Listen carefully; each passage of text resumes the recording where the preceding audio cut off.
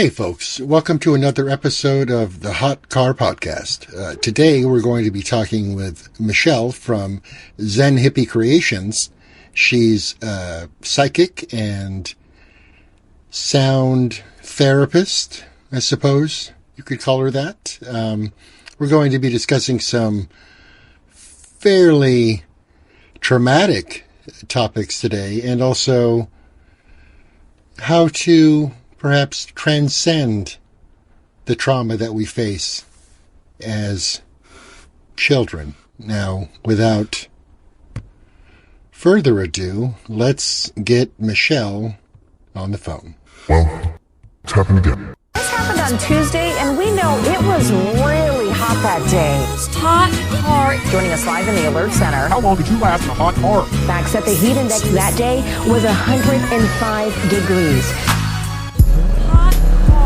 We don't yet know about a potential third suspect who was seen speeding away from federal agents at the scene. The whole thing had been a mystery to neighbors. This is not an accident. This is pure negligence. Oh, hi Michele, how are you? I'm good, how are you? Great. This is, I know this is oftentimes weird, podcasts are funny things. I find that oftentimes people, in one-on-one situations, just talking, can talk about any number of things for forever. But as soon as you get someone in front of like a recorder or microphone, they tend to freeze up sometimes. It's often pretty funny. Oh, I don't know if I'll freeze up. My throat does. Well, when we were talking about having this talk, online, chatting, it didn't seem like you'd be that type. That's one of the reasons I wanted to reach out to you, is because I just got this kind of exuberant, cool vibe from you. And then, of course, we start talking and I find out, like, oh shit, you also endured a lot of stuff that we normally talk about on our podcast, which is kind of the troubled teen industry. It's really what we've been doing for like the last 5 years, kind of focusing mainly on that, with a bunch of other stuff kind of unrelated, but mainly on interviews from survivors of boarding schools and wilderness camps, things like that. So I was really surprised that when I just kind of mentioned it, if you knew the term TTI, and it's not really something that's that widely known, even to some people who've kind of been in those situations. It's interesting because we're surrounded by people who've suffered, trauma, me included, in a variety of ways, and we never really talk about it. And I think oftentimes, if you have the right kind of, I guess, mental health awareness, maybe, of yourself, because I don't want people talking about trauma if it's going to, trigger negative reactions in them, of course. But otherwise, I think it's really important. We've seen direct effects in these interviews where people have heard them and then reached out to us about how much it helped them or changed their mind about sending their kid away, stuff like that. It's pretty cool. Oh, yeah, okay. I have teenage kids, too. Yeah. I'm sorry. I saw that message about your son, poor guy, bringing home a friend who's like looking at trouble with the law. Yeah. Oh, gosh. Right? And I couldn't sleep, and I woke them all up in the middle of the night to let them know that this couldn't happen. He couldn't be there. That sucks, too, because obviously in this case, he can't really run away from this obligation. No, he can't, and he needs to do it because he has a addiction. Sure. And I assume that things happened while he was like blacked out or not aware of himself. And he's a really nice boy. I mean, very nice. Oh, yeah. I'm sure. All the, you know, all the most like, I don't know really, but like all the most like shady people that I've kind of ever known, for the most part, aside from that stuff, have been genuinely nice people. It's weird. I think it's a protective mechanism. Yeah, it's some learned behavior for sure. How to move in the world and seem okay. Pretty quickly, you know, you can kind of decipher the truth with what people kind of present to you. I mean, some people are better at it than others. But kids are not like kids. Sorry. No, go ahead. Kids are not prepared to be able to control that part of themselves, and many adults don't understand that part of themselves. But it's like your shadow work. Understanding why you're like that, and if it's a perceived threat or an actual threat, because your body, once you're triggered, will throw a bunch of adrenaline into your system, and that really makes you feel like you're going crazy, and that's often when people do go crazy. Right. It's the actually, this reminds me of something actually kind of funny. It's like it's the old story about, is that the wind in the grass or is it a tiger? And you should probably assume that it's a tiger. Oh, yeah. Because if you're wrong, you know, no harm done. It's just the wind. Right. But if you're right and you don't, what am I saying? If you think it's wind and it's a tiger and you don't take action, you're going to be in trouble. So very true. You heard about the New York Jewish tunnel building? No, but I kind of like just saw a glance of something on Facebook today, so I don't really know what's going on. Okay, so there's this Jewish shul in downtown Manhattan, and I guess don't at me about the exact location. Okay. In New York is Jewish study hall, a shul. So there's all these, Hasidic folks and rabbis and stuff. They all, congregate there and study Jewish law and do all that stuff. And that's normal. That's cool. That's regular.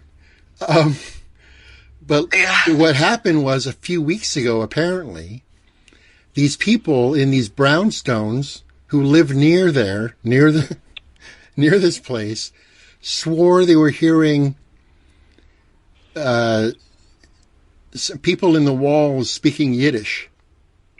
Oh. Okay. Right. And normally that's like, oh, you must be crazy. Because who really hears stuff in the walls? Like you think you do, but you're probably wrong most of the time. Yeah. No, in this case, they were right.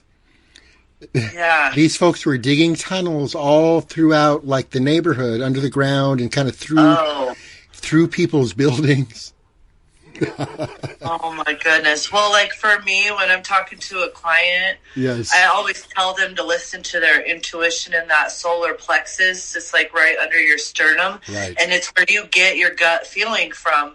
Right. And like society will tell you not to listen to your gut feeling. But, they're wrong. They're wrong. And they're wrong for scientific reasons, not just for woo-woo reasons either. Yeah. It's an energy point that actually it's just like your heart is an energy point, and I consider your heart your soul, and so it's like leading you on your soul's path. Sure. And these are like your true thoughts where in that intuition part, you have to have enough confidence to believe in yourself and believe what you're feeling. And it's a way for people to tell if they're just having anxiety or if it's actually their intuition, because you can put your hands there and really feel yourself and how you're feeling about things. Oh yeah, it's your gut. I mean, more nerve endings, more stuff going on in that part of your body. The whole idea that why doesn't our stomach digest itself? Oh yeah, right. I mean, there's a lot of powerful stuff going on in there. Your stomach acids can dissolve glass and metal. Wow. right? Like you can eat, I mean, you can swallow, I wouldn't recommend it. You could swallow, and people do, you could swallow glass and metal even on accident or whatever, and it's fine. Yeah. Like you're going to be okay.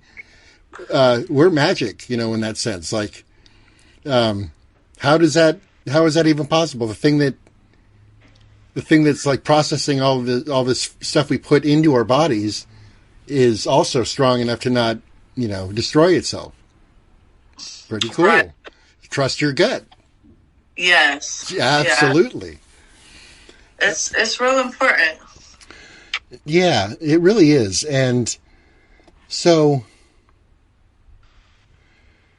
just looking back on like kind of the stuff you sent me, also, don't worry about awkward pauses or anything, because I put all this into editing software and cut out the extra dumb bits like this where I'm well, I mean, you know what I mean.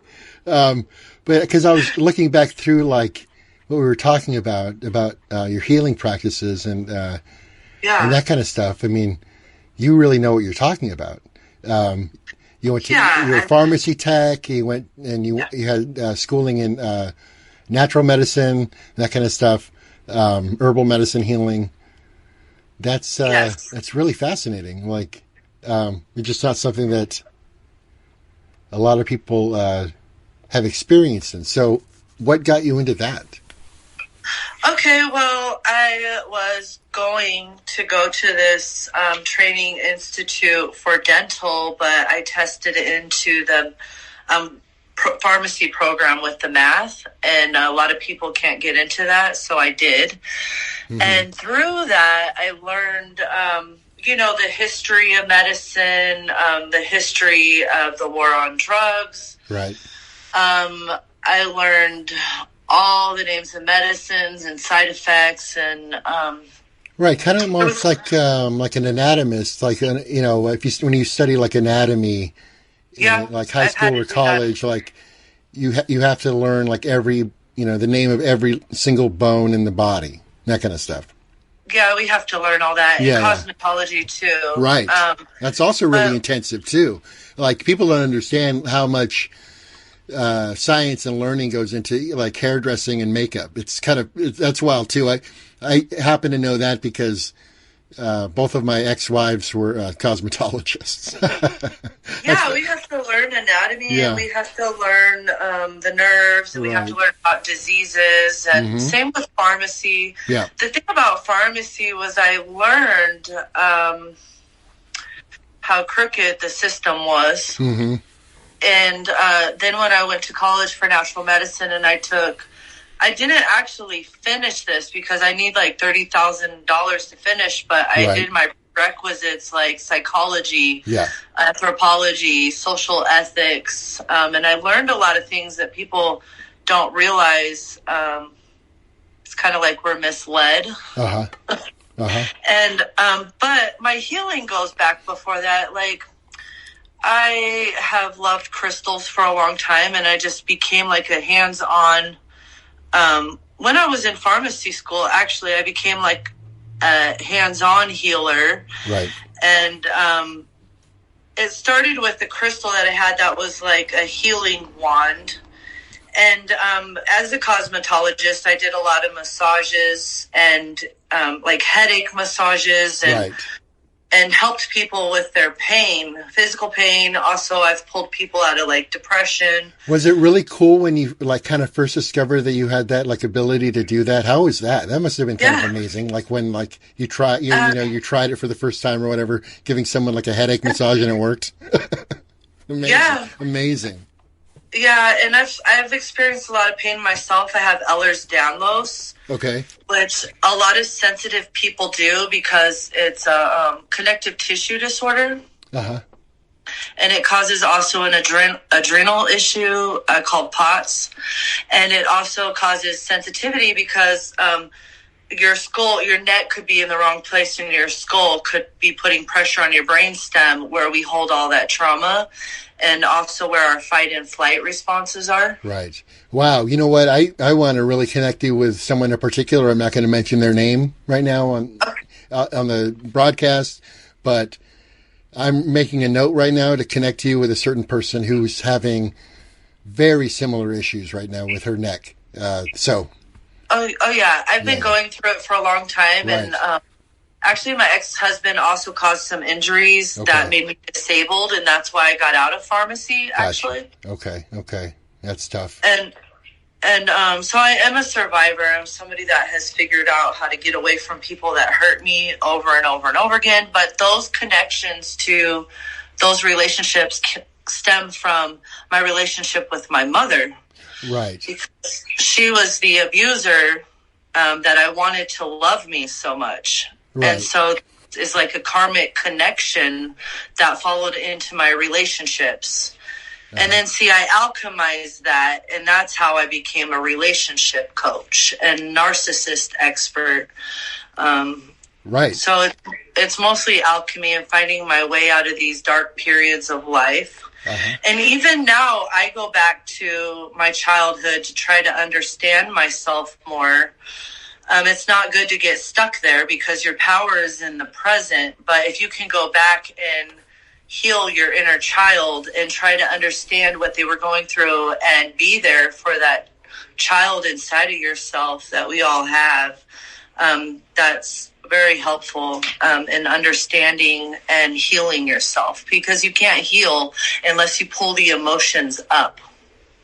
Yes. And what the other thing that you said to me to kind of get to like the heart of it was, you said that you're one of those people that pulls people out of dark holes and shows them the light. So the reason you have that ability partially is because you've went through a lot of this stuff as a kid, and it sent you to places that most people are not aware of, as far as like facilities and the things that happen to you. So if you could kind of, I mean, your story is quite traumatic. So if we talk about this stuff, I want to make sure that people are aware that we're talking about, sexual abuse of children to some degree. And also, I don't know about your treatment at the Girls Ranch, but we can certainly get into some of that too if it's worth, talking about, because... Yeah, it is. It's worth talking about. So when you were a kid, you ended up at the Tucson, Arizona Girls Ranch, like a discipline home. Yes. So what happened before that? So actually, tell the story as you wish, really. Okay, it's kind of okay. So I will admit my fault in this. So I lived with my grandmother because of my mom's abuse, and my mom wouldn't let me come over unless I brought a boy with me. And so I started having relationships at a young age. And my grandma didn't want this, but this is what I had to do to please my mother and to spend time with her. And then, I had gone through a period of abuse with my mom before I went back to my grandma, and my grandma slapped me one day. And I slapped her back. And I told her I'd put her in the hospital, and my grandfather made her choose between me and him, basically. That's not fair. Oh, wow. Okay. Yeah, so I had to go live with my mom again, and she lived with two boyfriends that she had. One was around 24, and one was around 21, and I was 13, and my boyfriend was 16. And they were both meth cooks, and my mom was on meth. And my mom liked my boyfriend. Okay.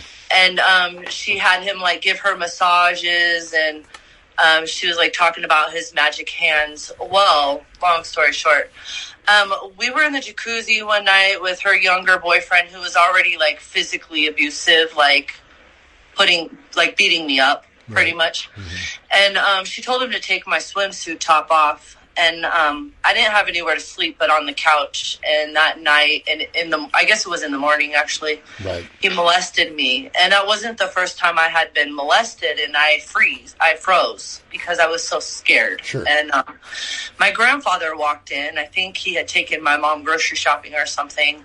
And my grandfather walked in and caught him, and I helped my mom move out that night. And then the next day, she took me to the Arizona Girls Ranch, which is a discipline home. And I was basically told that everything, my whole life was my fault, right. And it made me suicidal. I went through a whole period of guilt because of the way I treated my grandma. Of course, that was the only thing I could really feel guilty about. But I think now looking back, as a child, my grandma was my safe person, and I took the abuse out on her. And I wanted the love from my mom, but my grandma had given me more love than I probably would have ever received if I was actually taken care of by my mom. Right. So I learned karma at a really young age, and I had these problems. So then I had to go to the hospital, and then they put a contract that paid for my hospitalizations and my group homes. And I went from one to the other and all these group homes. And they were testing me on lithium, and sometimes they would take my blood every morning. Right. And I had to learn, actually it was one of my boyfriends I met in the group home. I had to learn not to react to the staff that was trying to trigger me. Okay. And once I quit freaking out, I didn't need any placement anymore. And I went to transitional living where I paid for an apartment. How old and were you then? You were like 16. Oh, you were still 16. So did they kind of, did the courts basically emancipate you at this point or what? I never got emancipated. Okay. And I ended up living with my kid's dad that I also met at a group home, but he was an adult. Okay. So that's why. Okay.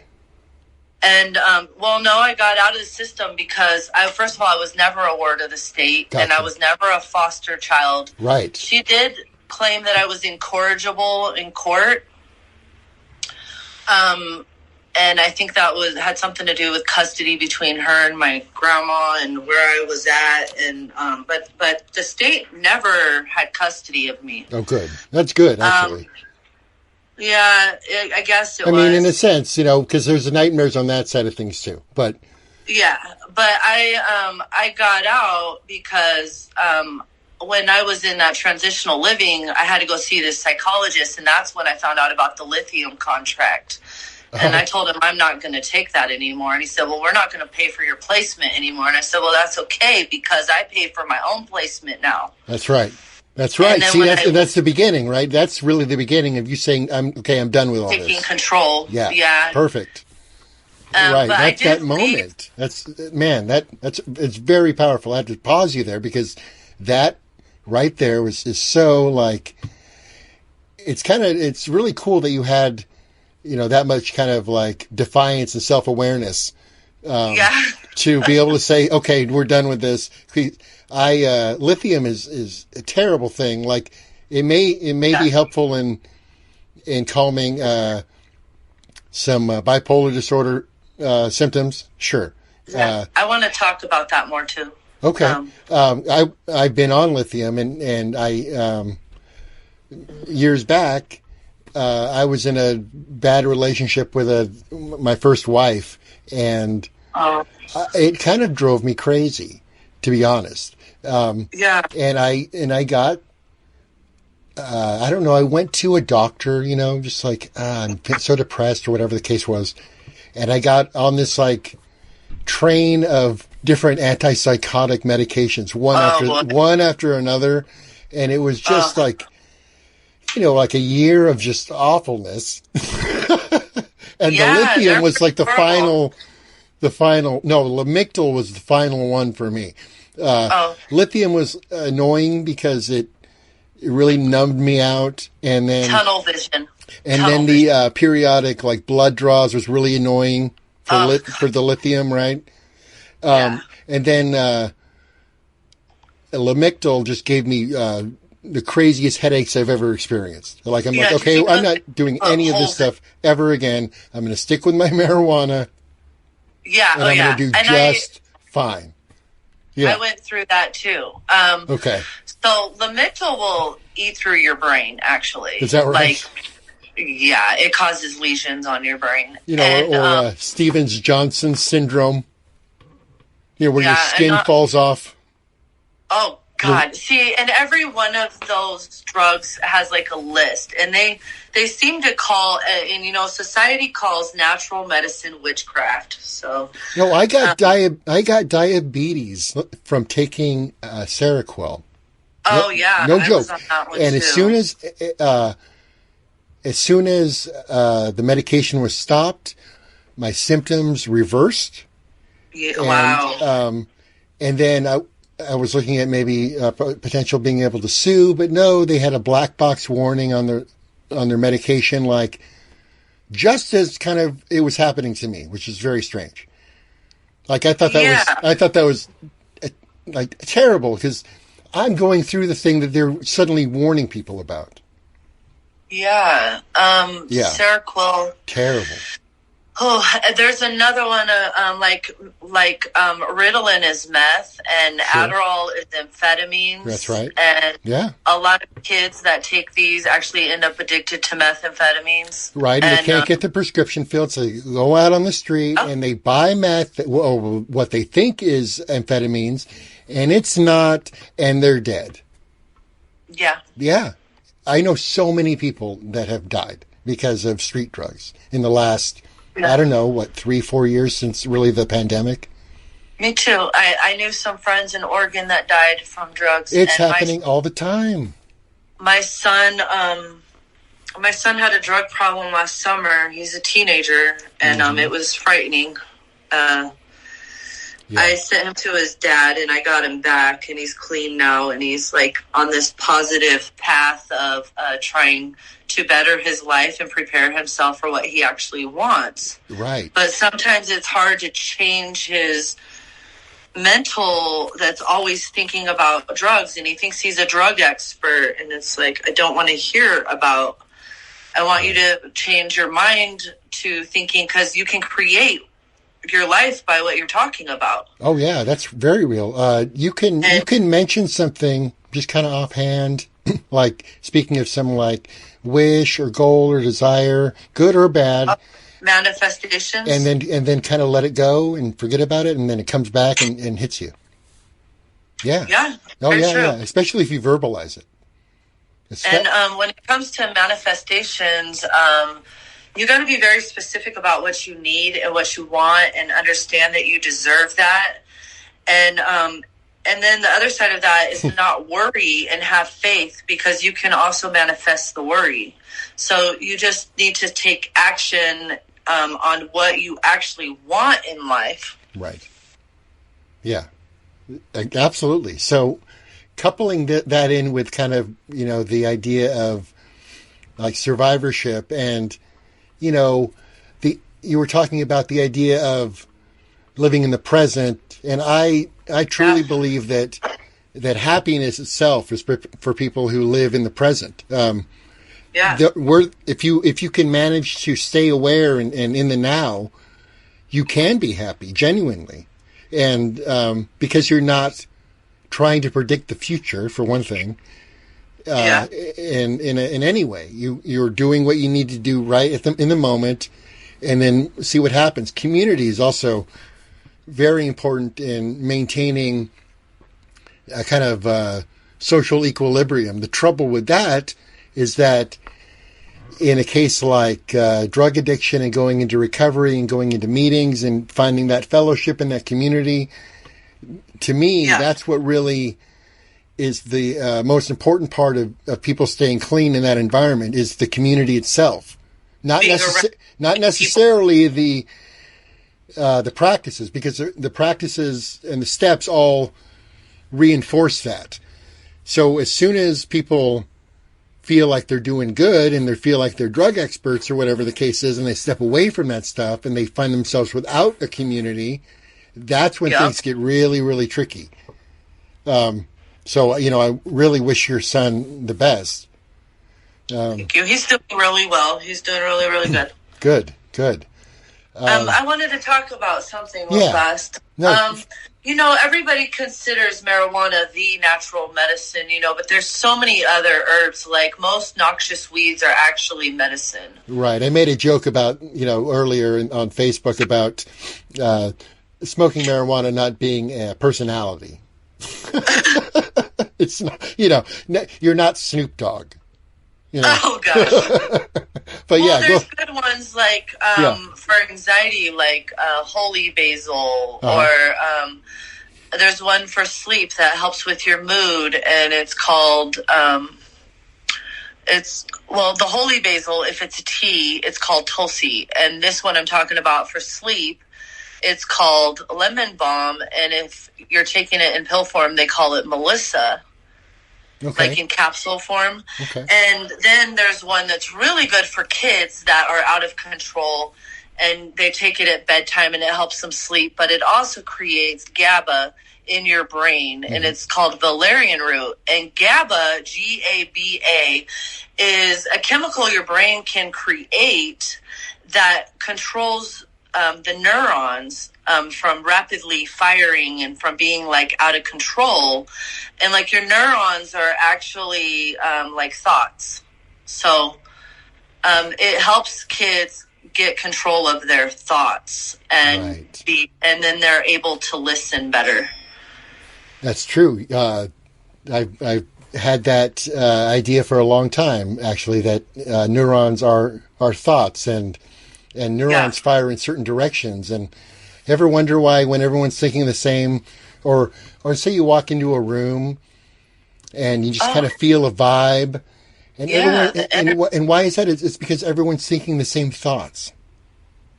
Yeah. They thoughts, these are electrical impulses, and our skull, our brain case doesn't necessarily contain those things.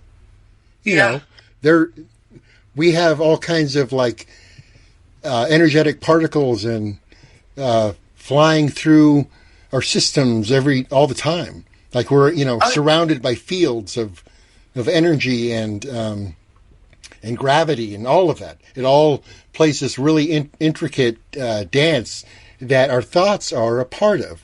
When we think something and we project a thought out, it actually goes out. It doesn't necessarily just stick around inside our head.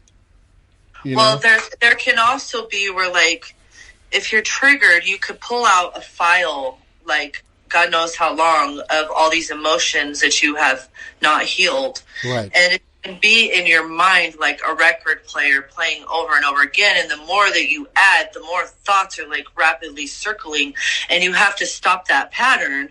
And I found through like sound therapy, like really the ocean, the ocean is able to regulate your thoughts as well and clear your mind really and stop that pattern. And so that, I don't know, you've been to the ocean, right? I live right near the ocean. Yep. I feel completely numb when I go to the ocean. I don't feel a thing. Oh yeah. And then another thing I wanted to say, when you're talking about energy, I see like every transaction as energy. Everything you give your mind, your mind, thoughts, mind too. Yeah. That didn't come out right. But I feel like it's like whatever you focus your attention on or think about. Yeah. But I feel like, or like that you give to people, like money can be an energy exchange. Sure. Like you do the work and you get the money, but it's not always money. And, but I feel like you can recharge your energy through the sun, through photosynthesis. Like that is the life energy that is in all living beings. Right. If we could harness photosynthesis in humans, that would be pretty amazing. Yeah, we have right. Every living thing has photosynthesis. If you sit in the sun when you're manifesting, you're getting a whole lot of positive energy, like powerful energy. It's like the entire life force, right? There it is. Yeah. Yeah. Yeah. That's cool. I also have found that I am a trainer in what's called nonviolent communication. It's Oh, okay. excuse me. It's it's either called sometimes called giraffe language or the language of empathy. It's where you identify your feelings and then connect those feelings with a universal human need, like I'm feeling hungry, I need to eat. Yeah. And then there's maybe a request that's made at that point of yourself or others, like I should make myself a sandwich, or would you be willing to make me a sandwich? I'm feeling hungry, I need to eat. And then the next really tricky part that we really suffer with as humans is taking the no as okay, as being okay. Like if you say, are you willing to make me a sandwich? And the person says yes, well, that's wonderful. But if they say no and you start getting upset, what you've done is you've made a demand that's disguised as a request. Like you should have said it if you really meant it that way. You must make me a sandwich. Right. So it's a really cool technique that allows people to really get in touch with what they're feeling and what they need, and then in turn helping other people understand their own feelings and what they need.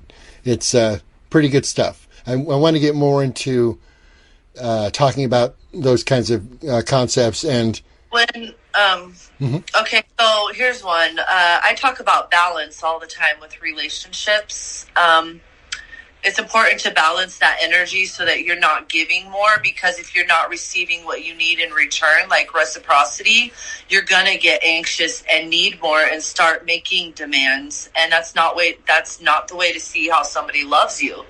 Like the way to see how somebody loves you is by having this equal, well, maybe not completely equal, but like a balance in this energy exchange where you give and then you wait for somebody to give to you instead of making demands. And if they don't give it to you, then you return your energy back to you and you give it to yourself. Mm-hmm. I think it's also important to recognize that the way you give and how perhaps you want to be received isn't necessarily the way that the person who you're giving to will respond. Yeah. You have to heighten your level of awareness to understand what their responses mean too, because somebody might, if you give someone, one person a compliment, they might give you a hug, whereas you give someone else the same compliment and they might like give you a closed mouth smile, right? Yeah, it's like, and they're both just as meaningful, but you have to understand that other person isn't going to be like touchy-feely with you. Right, because we all have our own love language too, and our own levels of like walls. But like when you're open to receiving how somebody feels for you instead of making demands, and you're like waiting for them to do their reciprocity, then you're opening yourself up to really receiving what their intentions are and what their love language is and how they show love or don't show love. Yeah, for sure. Because, like, a lot of my clients are like, why hasn't he called me? And I'm like, or like, there's distance. And I'm like, okay, well, give it some time. It's been a couple hours and everybody needs to have their own life too, you know? But it's this anxiety that really tends to push people away because, you know, and it may be that they don't want to give, but it may be that there's such an imbalance that all they're getting is, I did this, now I want you to do this, this, this, and I want you to show me love like this, and they're going to run. Right. It just sounds like a business transaction. That's not a real relationship. That's something else.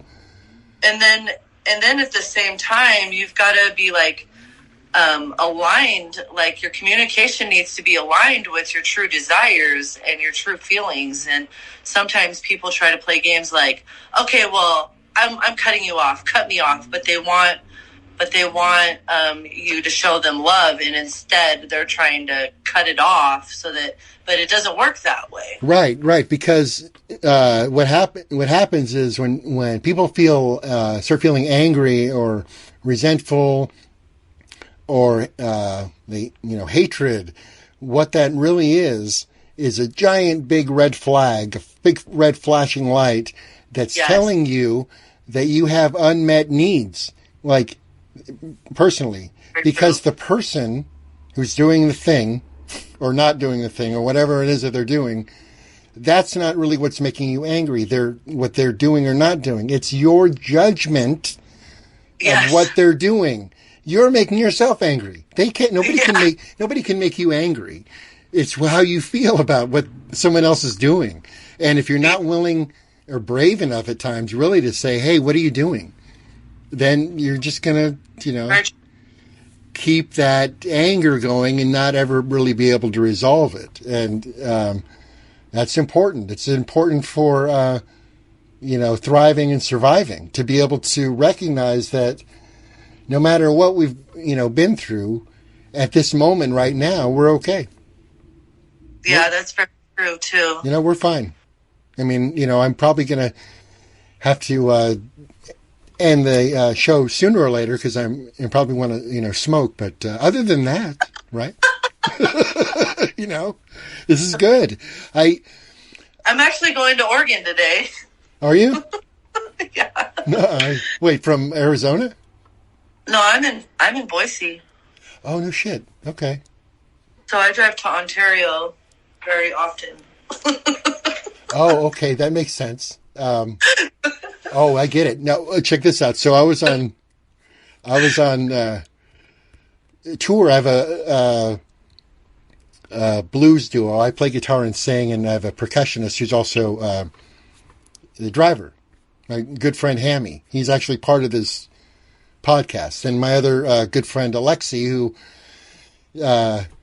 really started us on the track of talking about survivors, because he went to a terrible facility when he was a kid. So we were on tour in 2022, a big Northwest tour, playing music, selling cotton candy. We had a 16-ounce jar of concentrate. Oh. Yeah, it looked like, what were we calling it? Not earwax, honey, I don't know. It looked like, it looked like bacon grease. It looked like a big jar of bacon grease. Anyway, so we had to go from Washington into Montana. And the best way to do that is to cut through that 70-mile gap through the mountains, that pass. Oh, okay. You know what I'm talking about? It goes from, I think hold on. Where does that, see, because I'm down in Southern Oregon. I don't know crap about that stuff. We're all dumb hicks down here. I went to North Idaho before. I had to cut through Oregon and Washington to get up there, actually. Is that what you mean? Yeah, it's that mountain. Wait, is it? Oh, yeah, from Spokane. Oh, yeah. Yeah, that gap that will take you right through Idaho. It's the most narrow part. Oh, yeah. And so, because you do not want to get caught with anything like that in your vehicle, not in Idaho. Absolutely not. Yeah. Very dangerous. It's highway. I'm so funny. I'm so funny. Oh, it's Highway 90. Yes. Yeah, from Spokane to Post Falls or Coeur d'Alene. Yeah, I think I cut through there one time. I was going to Orofino, I think. That's like really up north in that panhandle. Yeah. But then when I go to I don't know if it's 80 or 84 that you can take all the way to Astoria from Boise. Okay. Uh-huh. And like when you're driving that, you got the gorge on one side, so it's like, and then the other side is mountains. It's so beautiful. I don't know what to Oh do yeah, now. Idaho is really beautiful. It's just a shame about some of the people who live there, but that's cool. I get it. I say to myself, Every place has its own quirks. It's fine. I just think that Idaho needs to get with the program a little bit. Idaho is a little behind on things, but it is very safe here. True. As long as you don't do the drugs. And right. I think the police killed more people than the citizens this year.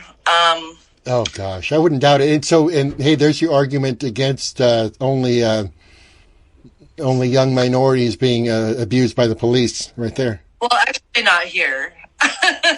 No, that's what I'm saying. There are less black people there to get harassed, so the cops have to harass everybody. Oh, the cops harass whoever's. Well, they haven't harassed me. Oh, good. Now, so I live here in the Good. 20s.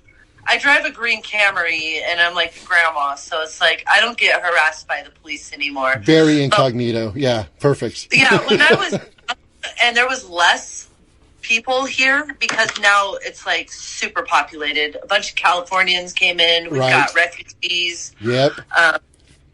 And with all that like, with all that California money too. They sold all their properties and moved. Everything's very expensive here now. It's like very bougie, and it is a nice environment for my kids because I left Benton Harbor, Michigan, where like my street was getting shot up and kids were getting shot all the time. Okay, that's wow. Yeah. Oh, I lived in a very dangerous place, and I miss the culture of Michigan. So I stay to myself a lot here. Yeah. And I'm just in my own little world doing my thing. But my kids are very happy because they feel safe. Good. Yeah. And it was a hard move. We were like homeless. Well, see, that's how we ended up at the ocean. Uh-huh. It was like 114 that year, and we were here in Boise, and I was renting a room from my son after I left Michigan, and he had no air conditioning in a third floor apartment. It was 114 degrees outside, and the energy was just really bad. Like my mom was here still, and I was getting all this negative stuff, and I just decided to go to the ocean. Right. Well, good. And hey, that's worthwhile. Like, it's a great thing to do. It's like, yeah. Yeah, and we went to Helping Hands in Astoria. Uh-huh. We had a lot of friends right away. Helping Hands is a great organization. Yes, they are very great. Yeah. They have a lot of drug addicts, and I ended up moving to Depot Bay, and then I was working in Newport at the aquarium too. Okay, so you know where I'm at then. I'm in the Roseburg area, so yeah. I don't really know where Roseburg is. Well, it's 2 hours from the coast. Okay, yeah. It's I saw it on the map. I live in that area. I live in a town of about 5,000 people. It's super nice, very quiet, very safe. Not much going on. Exactly what I want. Yeah. Because I moved up from North Hollywood a couple of years ago. I lived in Oregon for a long time, but moved back down to L.A. all throughout basically COVID. Well, yeah, through all that, and then I was like trapped in a little like studio apartment, and I just had to get out of here. But it's great because I found a wonderful woman, and got great friends, and I get to do this. This is my job, so that's always like incredible. Yeah, I saw you were a musician, but I had no idea you were helping youth. I've been looking for like a group that I can help, like motivate. Like I was thinking about kids, and I was also thinking about like prison ministries. Uh-huh. Well, Hammy, my co-partner, he's kind of a hippie preacher himself. Oh yeah. Yeah, he did a bunch of youth pastorship stuff. He was one of those youth pastors who was like too cool though for the church. he was too, he let the kids have too many allowances because they're kids. And so they, Oh, yes. yeah, if they smoked, he let them smoke, kind of a thing. Because these kids, because these kids were in danger. Okay. Yeah. And so if they needed to have a cigarette, it wasn't like he was supplying them with cigarettes. But if they were smoking, he wasn't going to tell them not to. Yeah, a lot of alternative schools do that. Like, they have a smoking section for kids. Right. It's important to let kids be kids. It's really, really important. And it's really, really important to do your best. I mean, you had a really bad situation. So I can understand why you wouldn't want to be in that situation, and that your stay at the girls' ranch, even though it was like, we didn't really get into like why it was necessarily like bad. I mean, oh yeah, but I can tell you something. Well, I bet you can. We don't necessarily need to get into that, but the fact that it wasn't an ideal situation, and there was abuse, coercion, that kind of stuff. We had to like do all the work, and like we had to wake up and do all the chores before we went to school in the morning. We did all the cooking, cleaning, yard work. We were in Tucson, so there was like tumbleweeds we had to pull. Oh, we had to move gravel. Right. And any like notable, really bad things happen in that particular place while you were there? There was a girl there that was like satanic, and no. Uh-huh. Yeah, she flipped out a lot of times, and the house mother would lock themselves in the room and tell us to handle it, and then we'd have to repair everything that was broke. She put some thumbtacks in somebody's eyeballs while they were asleep one time. Wait, who did? The girl. Oh, shit. The girl. Going crazy, and like this satanic girl. Oh, wow. One time she was like throwing pieces of mirror at us. She had broke the mirror, and so the house mother was just like, yeah, you guys are going to handle this. And even the social worker that was on site locked herself in her office, and us girls were just in danger. There was nobody to protect us. Oh, wow. Okay, I get it now. That's terrible. That's awful. So basically the staff was hiding from the really violent, dangerous girl. Yeah, and then we had to deal with it ourselves. And Gotcha. Okay. That's what I had not heard before. Sorry, that's a scenario that is actually new to me. I've never heard that one before. Well, and we were blamed for all the problems in our life, if it was abuse or not. Okay. And right. It was really mentally not good for anybody, I don't think. No. I know that there was like charges going against the Arizona Girls Ranch at one time. I don't know when it was, or if it's ongoing, or what's going on with that anymore, but I had read about it, that there was abuse, and I ran away from there quite a bit. I had a staff member say she was going to hit me one time. One time I got in trouble at school and I was suspended, and I had to do yard work all day outside while the girls were at school, and I just left. So I'm trying to find the right place, because there's an article in the Tucson or Arizona Daily Star about Girls Ranch, and on Roller Coaster Road. Okay, let me look it up, because there's one for teen moms. Yeah, they might have changed things now, to fit community needs. Or what's it called? Or the street name? It was called the Arizona Girls Ranch on Roller Coaster Road. That's the road it was on. Okay, I'll look it up. The Arizona Girls Ranch so I'm from Phoenix, and so they sent me to Tucson to get me away from my friends. Oh, okay. And to take me away from everybody I knew, but then I'm in a home with girls that are, worse than the people I knew at home.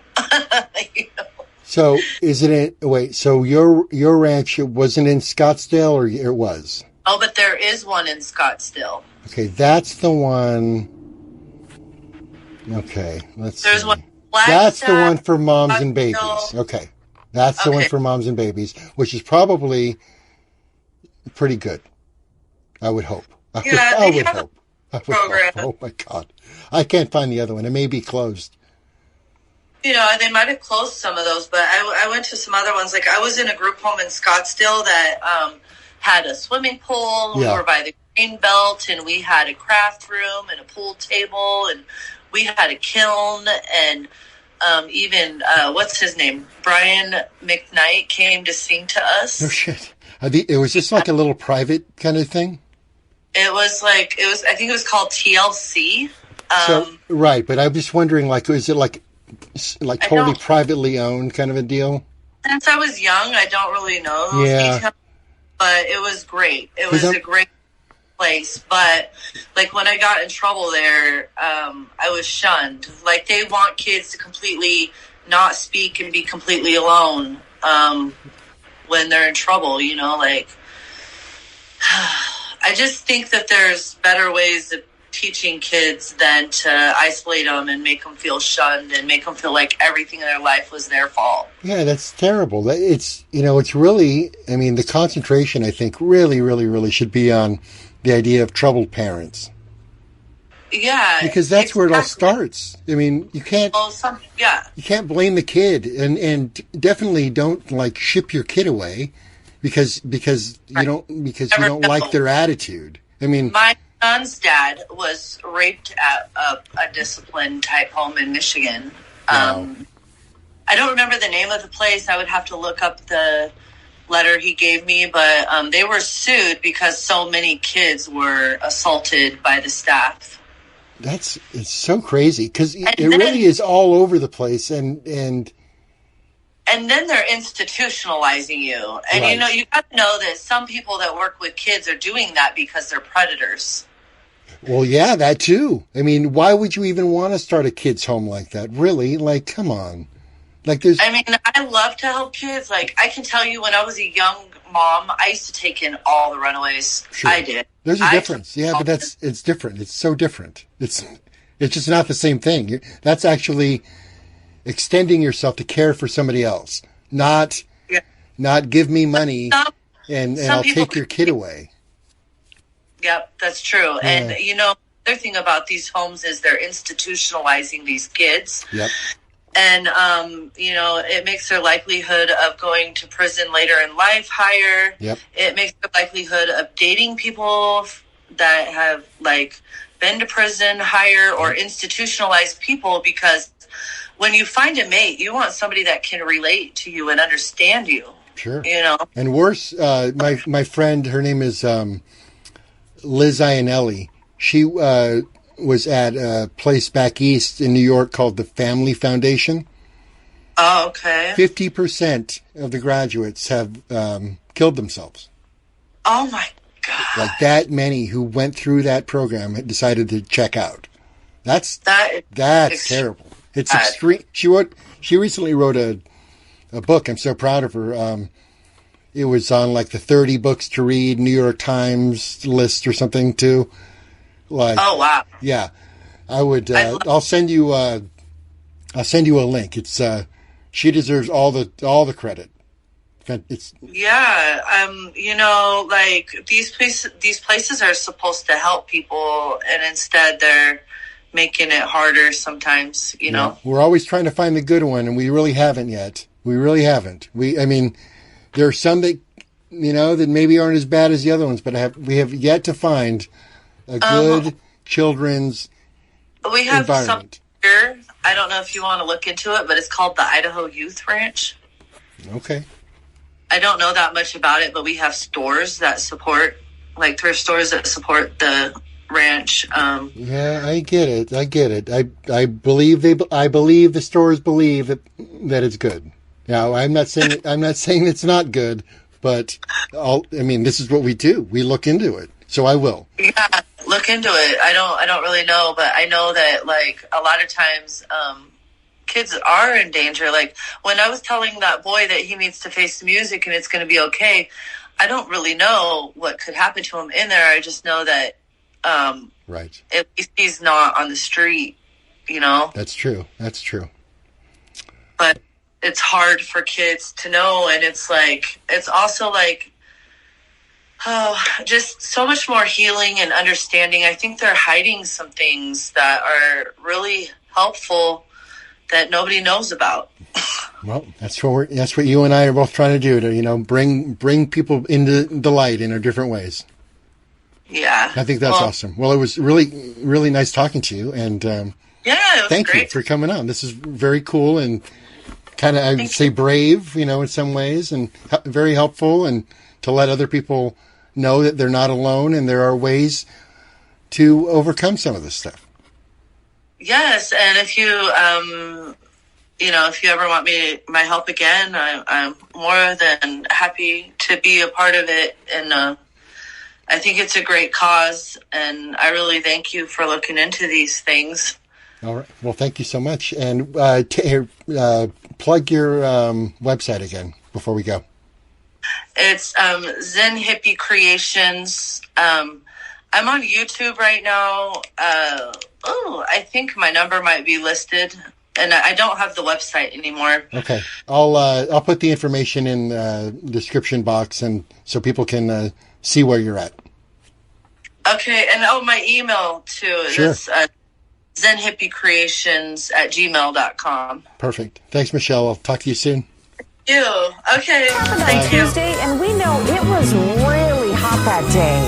Hot car. Joining us live in the Alert Center. How long did you last in a hot car? Facts that the heat index that day was 105 degrees. Hot car. We don't yet know about a potential third suspect who was seen speeding away from federal agents at the scene. The whole thing had been a mystery to neighbors. Hot car. This is not an accident. This is pure negligence.